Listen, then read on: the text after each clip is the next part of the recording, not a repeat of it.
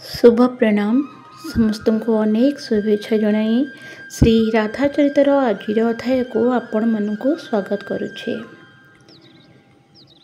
श्रीकृष्ण से दिन अंतर्ध्यान हो जिबा परे गोपी माने सही सखी माने निजको बहुत धिक्कार करथिले। अनेक निजको दोषी बोली भाबुथिले मध्य आमर प्रिय अंतर्ध्यान होई गले। गोपी मानू एक कथा बहुत कष्ट देइथिला। एसबु मो पई हेला जणे गोपी कही उठिले। एसबु मो पई हेला ललिता सखी कही उठिले। ना एसबु मो पई। आउ जण सखी कहिथिले मु मो केश बांधिया पई कहिथिल ना। ना ना ललिता सखी भूल तुमर नुहे, भूल तो मोर अटे। तुमे तो श्रीराधांक सखी अट। जेमिति तुम स्वामिनी सहज और सरल, तुम स्वामिनी सहज और करुणार मूर्ति अटंती, सेमिति मध्य तुमे माने अट। मात्र दुष्टा तो मु अटे। चंद्रावली कहिथिले सेदिन कहले मु ही कहिथिले कि मो गोड़ दबाइबा पई से आम सहित नृत्य करुथिले, सेतिकी ही आम पई यथेष्ट थिला।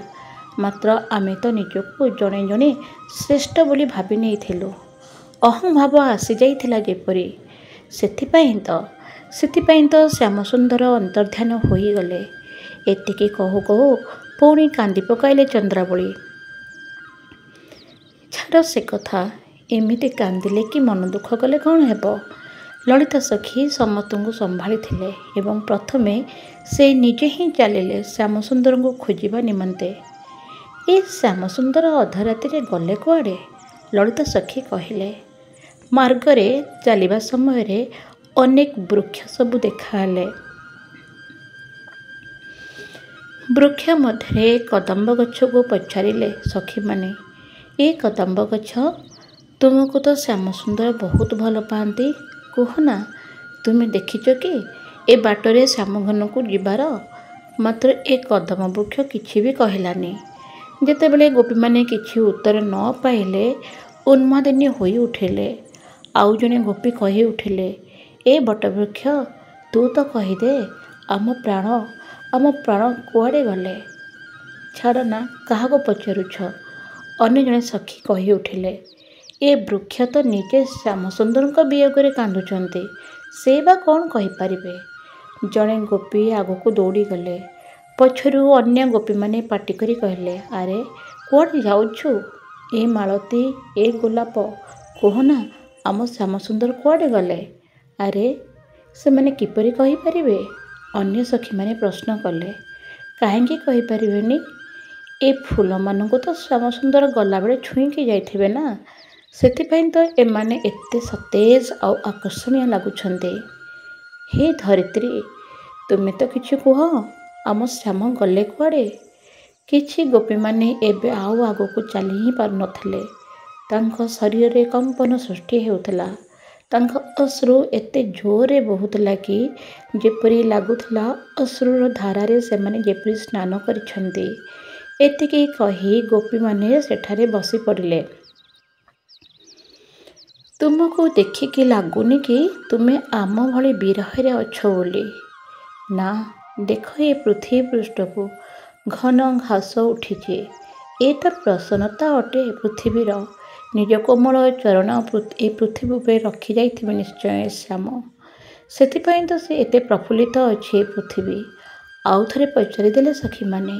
ए गोपी मानक मध्य किछि आगको पळाई जाई एका स्वरे चित्कार करी उठिले, कृष्ण हे श्याम हे गोविंद चित्कार करी चलिथिले। मात्र किछि समय परे मु कृष्ण अटे, हाँ मु कृष्ण अटे। कृष्ण का विरह रे जंत्रणा रही मध्य उन्मदिनी परी हसी उठिले गोपी माने।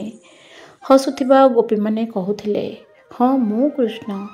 तुमे मन दुख करनी सखी माने। हस भरी उठिथिला सेदिन से कुंजरे। हसुथिबा गोपी माने कहूथिले, मु कृष्ण अटे। अन्य माने कहूथिले, मु कृष्ण अटे। तुमे माने कांद नाही, आस मो पाखको।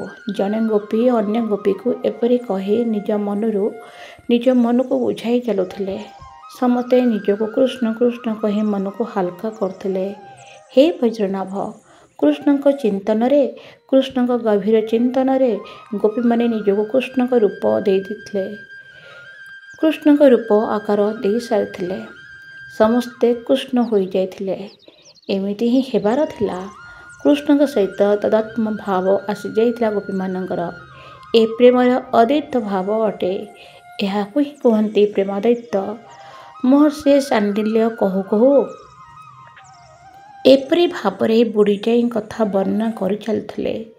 ए अद्वैत स्थिति रे पहुँचवा निमंते ज्ञानी मानकु अनेक किछि करिबाकु पड़िथाए। मत देख तो प्रेमी लोक केते सहजरे ए स्थिति रे पहुँची पारथांती। एति कही महर्षि मौन हो जाइथिले। तांको बाणी जेपरि अस्पष्ट हो जाइथिला। आगु को जानिबा आगामी अध्याय रे। धन्यवाद। नमस्कार।